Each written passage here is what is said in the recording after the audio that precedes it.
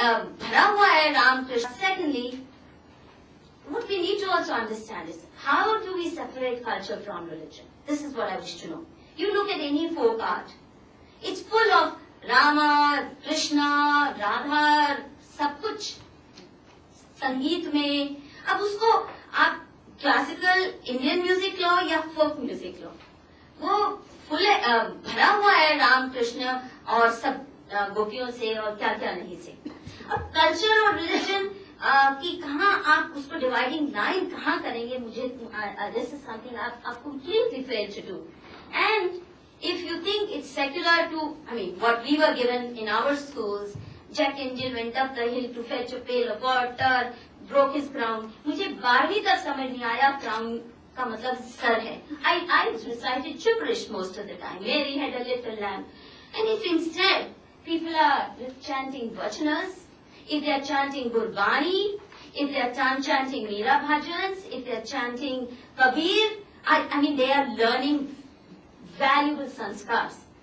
And if all of this, if I chant Gurbani, I become, it's Sikh fundamentalism, and if it's Gita, then it's Hindu, whatever. Where does culture end and religion begin, and vice versa? At least in India, I've never been able to understand.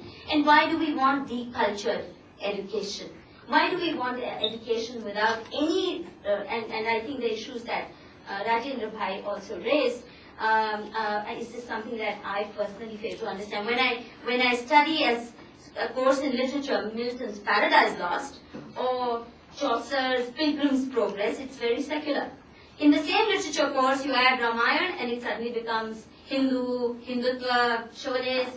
I've never been able to understand this. Also, you know, we have a well-established policy in the Indian Constitution about minority institutions. They have the right to preserve their own culture. They have the right to propagate their own culture. And we have interpreted minority institutions only in terms of Muslim or Sikh.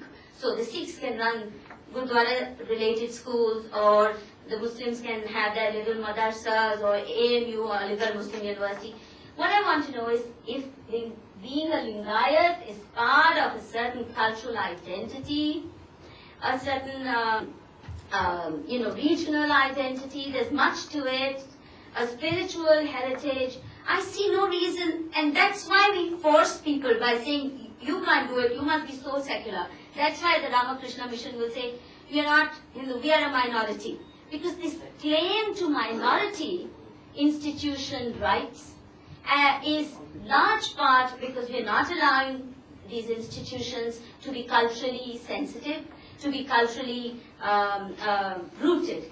And I think that's really dangerous. And finally, I just would like to say, this view that you have of these matters when you talked about, since I've worked on 19th century social reform movements and much else before and after that, but even if I were to take just this small window, this episode, like Chön Pracharya talked about this episode, let's say from 19th century onwards, when this whole issue of girls' education in the sense in which the British defined education becomes important, not because there was no education before that.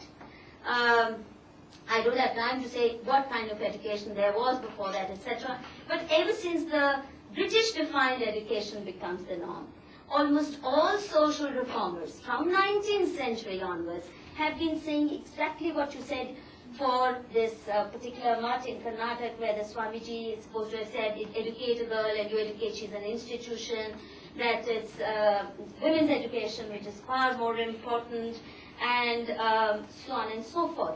This is a continuum. There's nothing new in it. And I'm surprised you find that in 1950s he's saying it, or in 1940s you think, oh my God, he's revolutionary. Because you use terms like revolutionary. And finally, so to me, there's this linear view of history. In 1940, how could somebody talk so much sense? Is the implication as though. But people talk much greater sense many hundreds of thousands of years ago. And our view of history is not in India that our ancestors were stupider than us and we are at the top of the heap in terms of knowledge. And finally, one small comment, it's an illustrative one. When you say girls' education, many of them want to be engineers, many of them want to be this, that, and the other, but it's in a conservative way. Now, to me, I don't understand how you use the word conservative. I mean, for many people, it would be conservative if girls aren't going for evening parties to discotheques. Once they do that, then they're modern. But to for example, wear salwar kameez and chant Sanskrit shlokas, to a lot of people would be conservative. I don't know how these, because the very aspiration to be an engineer, I don't even call it modern. Because modernity has a lot of complications which are not. The point that I'm trying to say is that this linear history, view of history. Secondly, wanting cultural uprootment of people in order for them to prove their credentials, that they're decent human beings. To me, that itself is a bit of a problem. And Swamiji, in that sense,